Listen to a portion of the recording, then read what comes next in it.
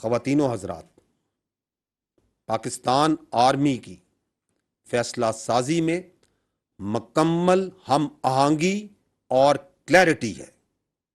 اس ضمن میں 9 مئی کے واقعات کے بعد 15 مئی کو جاری کی گئی اسپیشل کور کمانڈرز کانفرنس کی پریس ریلیز، 25 مئی کو یوم تکریم شہدائے پاکستان کا پیغام اور 7 جون کو 81 فارمیشن کمانڈرز کانفرنس کی پریس ریلیز اس بات کا واضح ثبوت ہے کہ ملٹری لیڈرشپ اور افواج پاکستان 9 مئی کے واقعات سے جڑے ہوئے پس پردہ عناصر، ان کے سہولت کاروں اور ایجنڈے سے بخوبی آگاہ ہیں، اور اس سلسلے میں آرمی جن امور پر بالکل متفق اور کلیئر ہے وہ یہ ہیں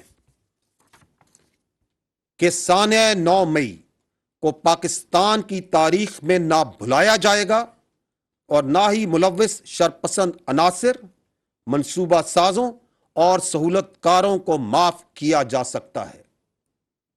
اس سانحے سے جڑے تمام منصوبہ سازوں اور سہولت کاروں کے خلاف آئین پاکستان اور قانون کے مطابق سزائیں دی جائیں گی، چاہے ان کا تعلق کسی بھی ادارے، سیاسی جماعت یا معاشرتی حیثیت سے کیوں نہ ہو، اور یہ کہ اس عمل کو منطقی انجام تک پہنچانے میں رکاوٹیں ڈالنے والوں کے ساتھ پاکستانی عوام کی بھرپور حمایت کے ساتھ سختی سے نمٹا جائے گا، جس عوامی حمایت کا عکس آپ نے 9 مئی کے بعد عوامی رد عمل میں دیکھا۔ خواتین و حضرات، فوج نے اپنی روایات کے مطابق خود احتسابی عمل کے مرحلے کو مکمل کر لیا ہے۔ 9 مئی کو متعدد گیرزنز میں جو پرتشدد واقعات ہوئے اس پر 2 ادارہ جاتی جامع انکوائریز کی گئیں، جن کی صدارت میجر جنرلز کے عہدے کے افسران نے کی۔ ایک مفصل اور ڈیلیبریٹ احتسابی عمل کے بعد ان کورٹ آف انکوائریز کی سفارشات کو مد نظر رکھتے ہوئے یہ فیصلہ کیا گیا کہ جو متعلقہ ذمہ داران گیرزنز، فوجی تنصیبات، جی ایچ کیو اور جناح ہاؤس کی سیکیورٹی اور تقدس کو برقرار رکھنے میں ناکام ہوئے، ان ذمہ داران کے خلاف تادیبی کارروائی عمل میں لائی گئی ہیں، جن کی تفصیلات کچھ یوں ہیں۔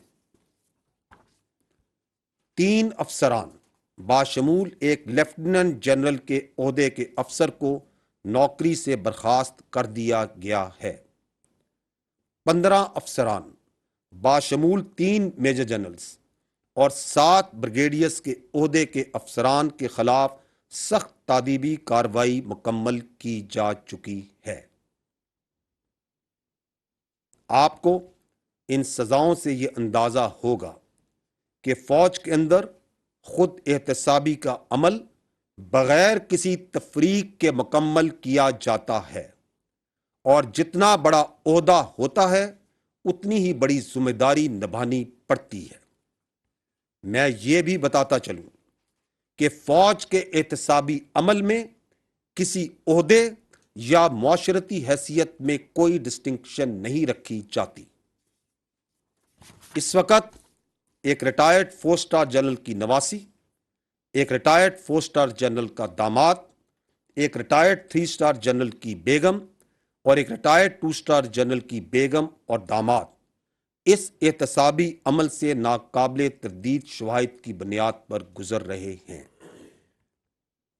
خواتین و حضرات، اب تک آرمی ایکٹ کے تحت چلائے جانے والے مقدمات کے سلسلے میں پہلے سے قائم شدہ اسٹینڈنگ فوجی عدالتیں کام کر رہی ہیں، جس میں اب تک 102 شرپسندوں کا ٹرائل کیا جا رہا ہے اور یہ عمل جاری ہے۔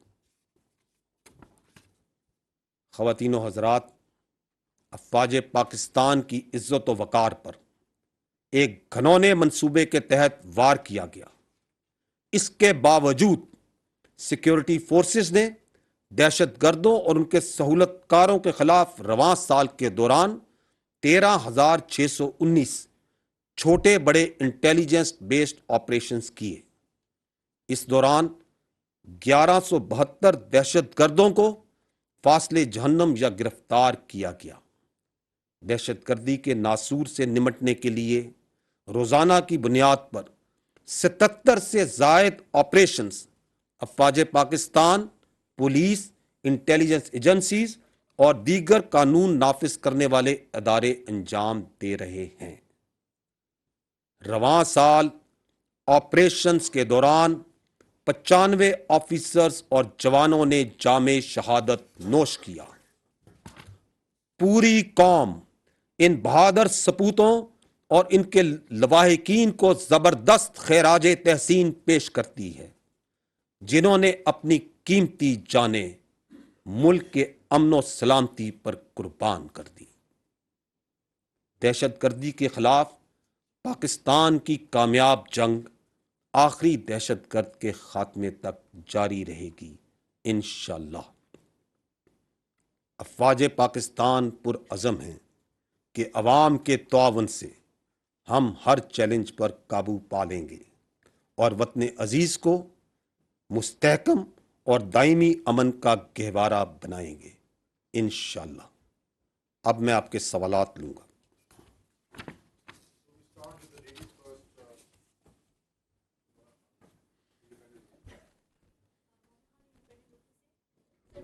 یہ ہے کہ 9 مئی کے واقعات کے بعد جو فوجی عدالتوں کا قیام کیا گیا ہے اور اس میں جو ملوث افراد ہیں ان کا ٹرائل کیا جا رہا ہے، اس حوالے سے کافی ابہام ہیں، کیا سرائیاں ہو رہی ہیں کہ ان کے خلاف جو ٹرائل ہے وہ کیسے چلے گا اور ان کو سزائیں کتنی ہوں گی؟ Thank you. آپ نے تو سٹارٹ ہی سبجیکٹ سوال سے کیا۔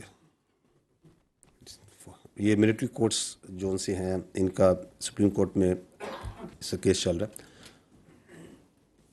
سو I will restrict myself not to opinion but to facts, because یہ جو حقائق ہیں کچھ ان کا جاننا، ان کو سمجھنا ضروری۔ اس وقت ملک بھر میں